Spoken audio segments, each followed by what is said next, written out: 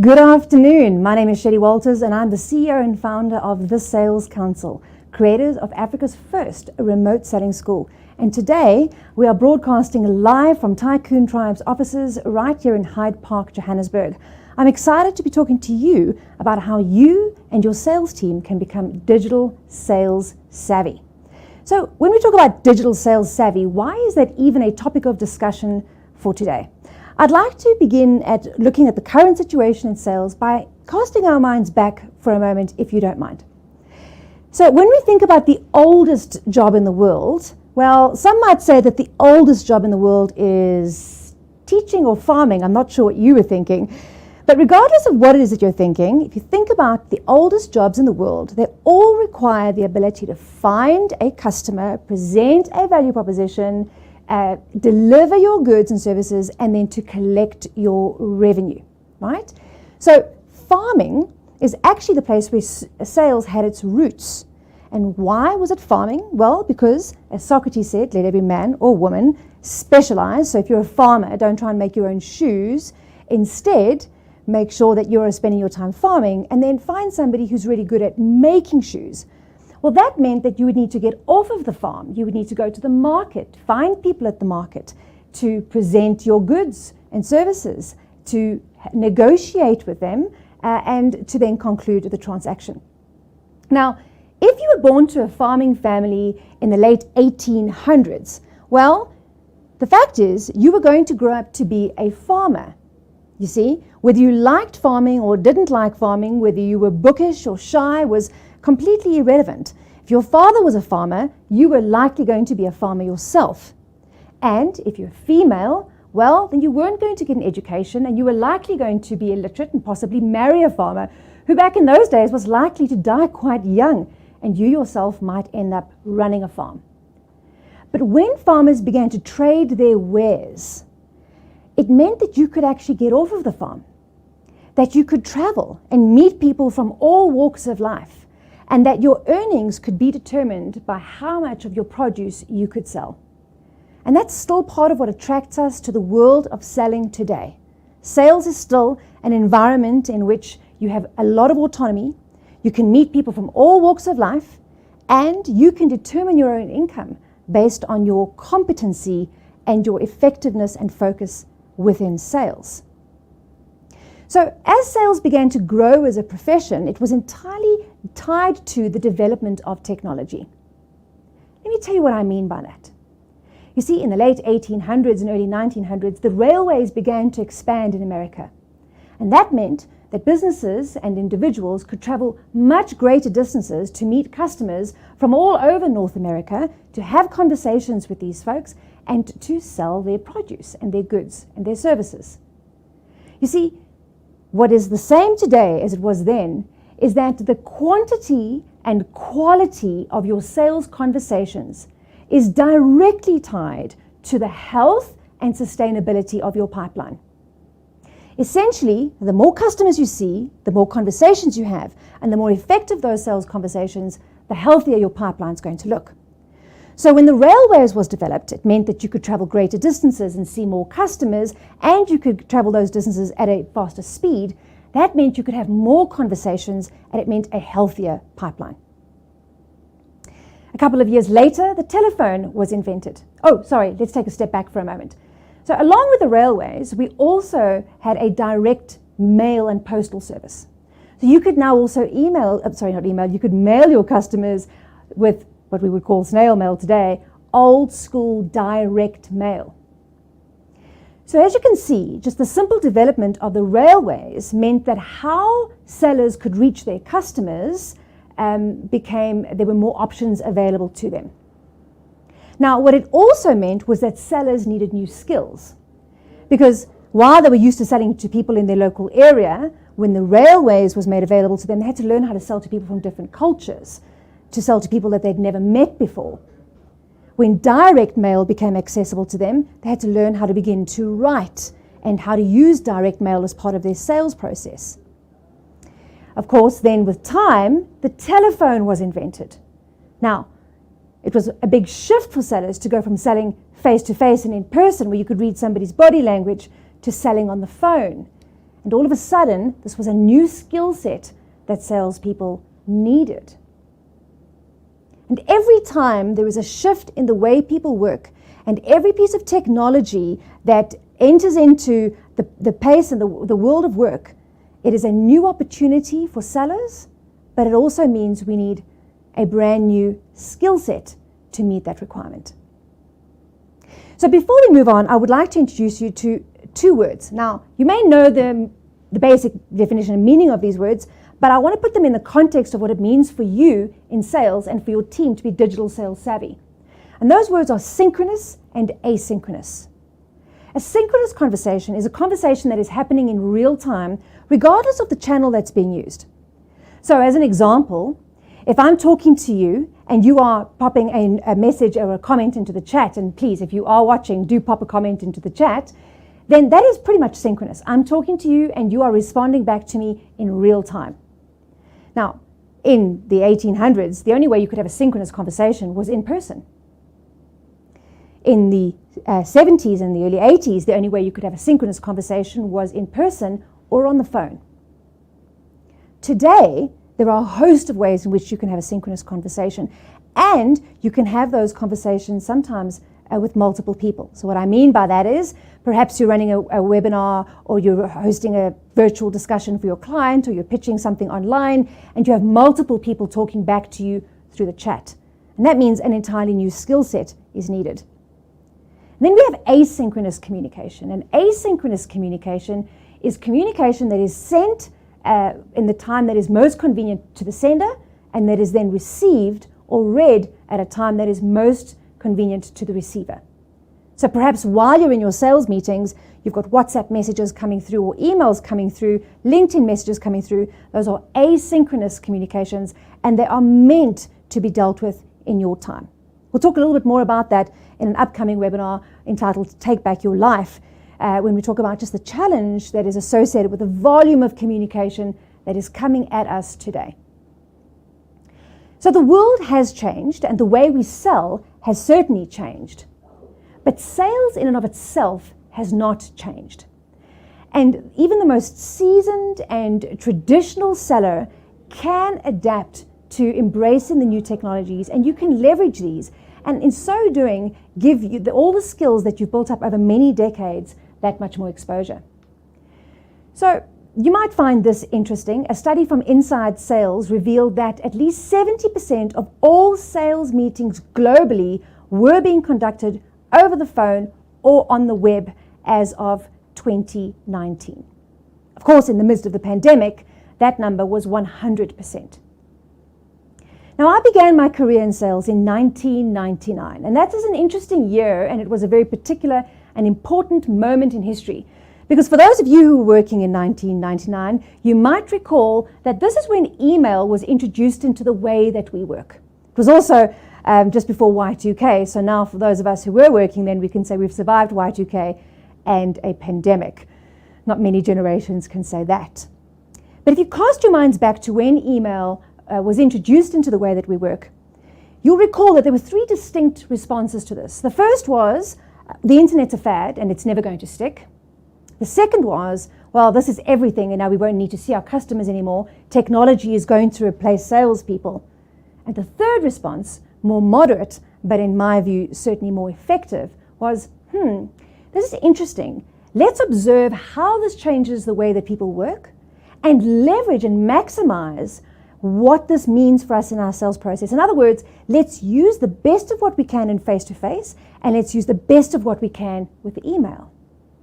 And now we find ourselves faced with incredible technology that we can use. And exactly the same thing is true. The question is not, will technology replace salespeople?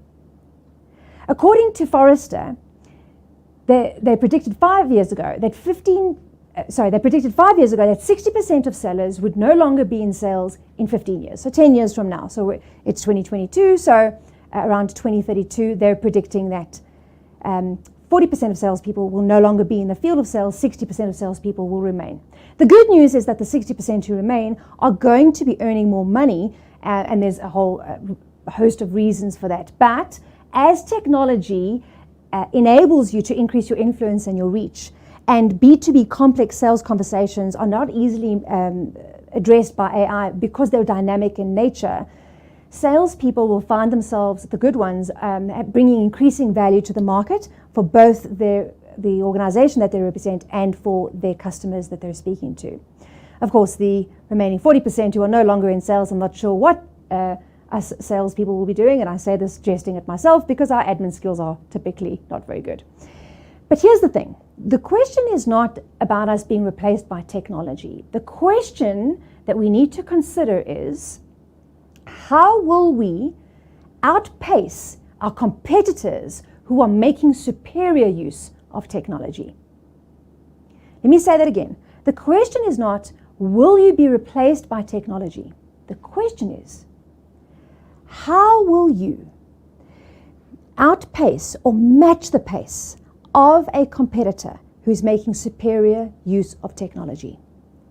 And age has nothing to do with this conversation. If you're sitting there thinking, oh, this is just too much for me, the learning curve is too steep, please, I want you to arrest that thought immediately, because you're all using technology anyhow. You're using your phone, you're using your laptop, you're using all of these things, but perhaps doing so with less optimism and enthusiasm than you could bring. And if you just simply see that this is a very short and not a particularly steep learning curve, you will find that it's very easy for you to adapt. And it's important that you adapt. According to Salesforce, 50% of B2B buyers who were surveyed had moved to a competitor because the competitor offered them a superior buying experience. Let me say that again. 50% of B2B buyers who were surveyed by Salesforce had moved from one supplier to another, not because of product or price, but because of a superior buying experience. We have to begin to really look at our sales process, and to look at our sales process through the lens of the buyer, through the lens of the consumer, and to ask ourselves the tough questions around what it is that our consumers want, and to begin to eliminate all of the excuses that we hold on to for not improving those processes. Because when you consider that 50% of customers are moving based purely on sales process and it's nothing to do with product or price, I think that is quite a startling statistic and certainly a reason for us to adapt and change. Now let's talk about video for a moment. I don't know what age you are, but I grew up at a time when if you were on video, it was on camera, caught on camera, it was because you were probably caught committing, doing something wrong, a crime, perhaps the police were looking for you, or you happened to be walking through a shopping center or on the beach somewhere where some reporter was reporting for the day. For the younger folks who are more comfortable with video, they're going to not be faced with the same challenges that many of us will be faced with. But here's the thing. Buyers who were surveyed prefer meeting with sellers on video 79% of the time. Again, this is a Salesforce statistic. 79% of the time. So if you can't get a face-to-face meeting with your client, you want to be making use of video to meet with your customers. That does not mean that you're never going to meet with them in person. But perhaps if you can't get an hour of their time face-to-face, you'll find the customer will find it's less threatening and less of an intrusion to simply meet with you online. And then you could graduate to meeting with them in person. Alternatively, maybe you have to, like one of our customers, travel great distances to go and meet your customers and to look at the site of their operations, or as one of our insurance customers does, they do truck insurance, they need to go and look at the fleet of trucks in order for them to prepare that quotation. But typically in insurance, that quotation is then emailed through. Now, you should never, never, never, never, never email a quotation through. You always want to be present and walking through the narrative of your quotation or proposal wherever possible. So in the instance of this particular client, what they're doing is having their first meeting in person, and that's then followed up by an intimate and pre-arranged online meeting where they go through the proposal in great detail. The fact is, folks, customers' expectations are rising. And in order for us to be able to maximize the opportunities that are presenting themselves, we want to understand how those expectations are rising and, of course, meet the needs and requirements that are coming through from those expectations. So I want to talk to you specifically about hosting online meetings, virtual meetings on Zoom or on Teams. The platform is irrelevant. And I want to say to you that it's time for you to really embrace what this means for you. You know, when I began in sales in 1999, we were required to see 8 customers a day. To find 8 quality meetings and to travel between customers depending on where you live, today to do 8 a day would be almost impossible. It's not impossible when you do those online. It's actually quite easy, particularly if you focus on prospecting activity, but that's a conversation for another day. So when you're meeting with your customer online, there's a few things that I want you to bear in mind. The first is I want you to think about your screen as visual real estate. Now, let's pause there for a moment because I know what you're thinking. I don't like the way I look on camera. Can I tell you a secret? The only person who is surprised by what you look like on camera is you.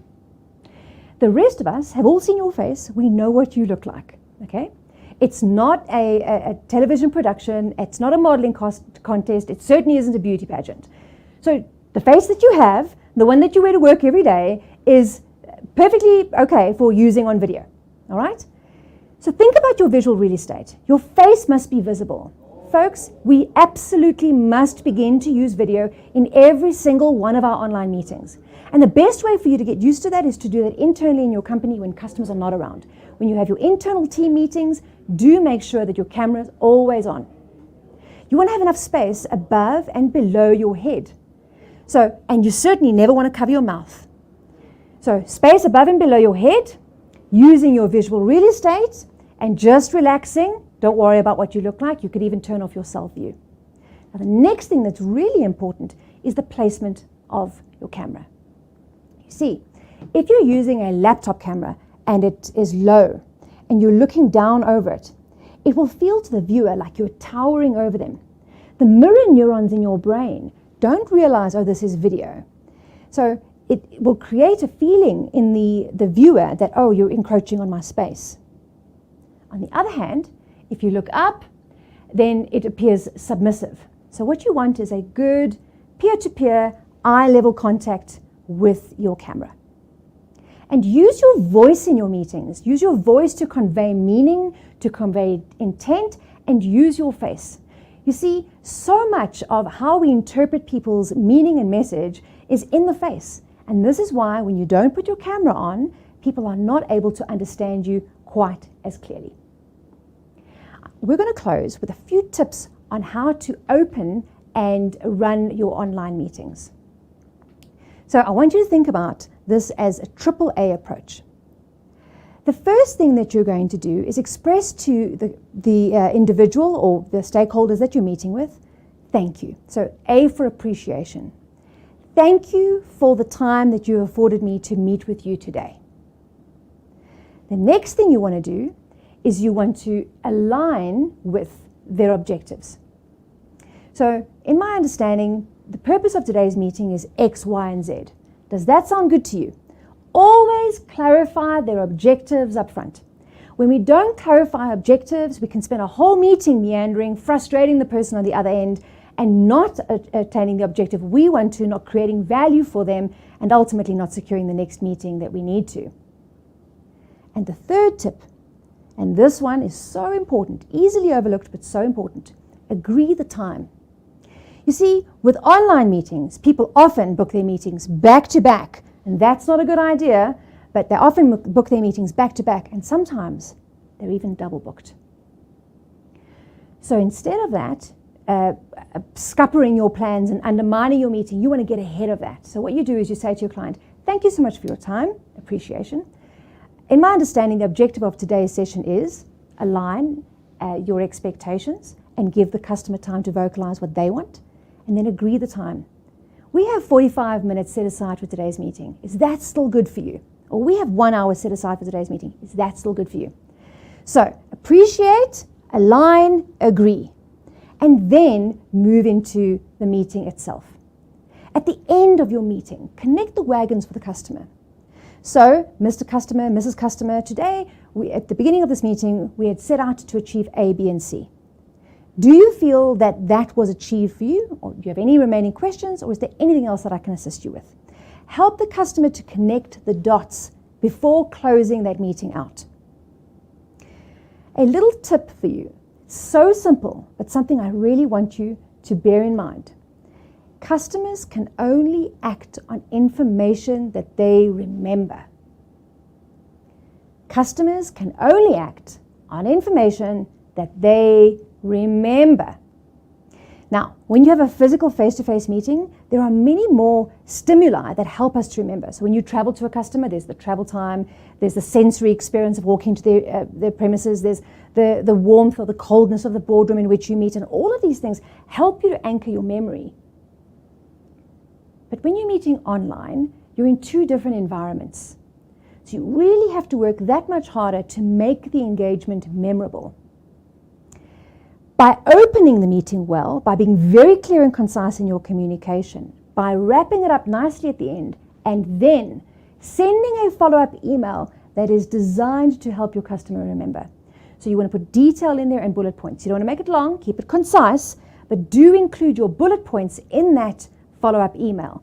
Why? Because it becomes a memory device for your client later when they need to go back and revisit that, perhaps to follow up or to prepare for the next meeting. So those are just a few tips to share with you today. Remember, AAA, appreciate, align, agree the time, wrap it up and connect those wagons for your customer, and then send a thorough follow-up email at the end, helping them to use it as a memory device, because customers can only act on information that they remember. When you make the move to being more digital sales savvy, don't fear the technology. Instead, see it as a means for helping you to reach your customers. Because as we love to say at the Sales Council, selling doesn't help, but helping does sell.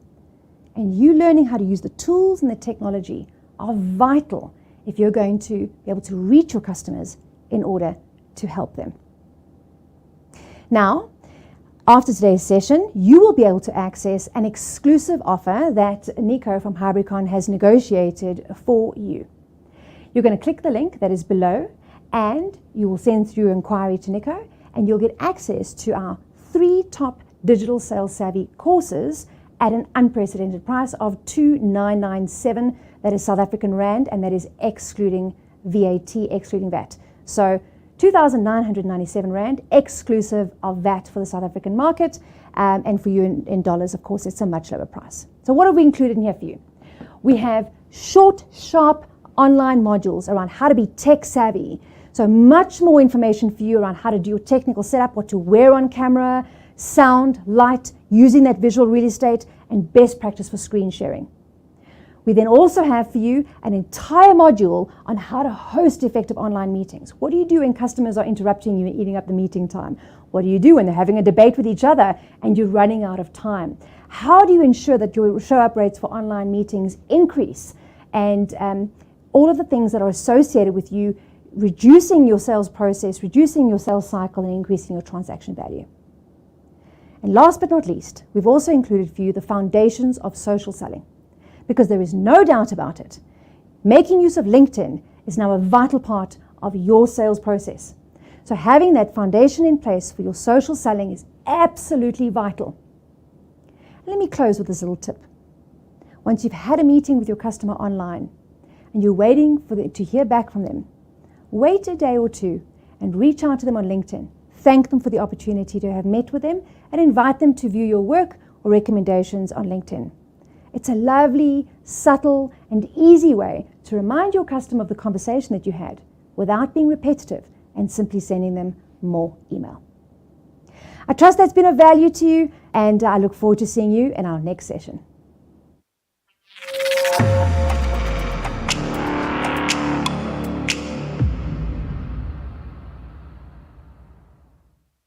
Speaking with confidence can't be faked, but it can be cultivated. Do you find yourself confident 80 to 90% of the time?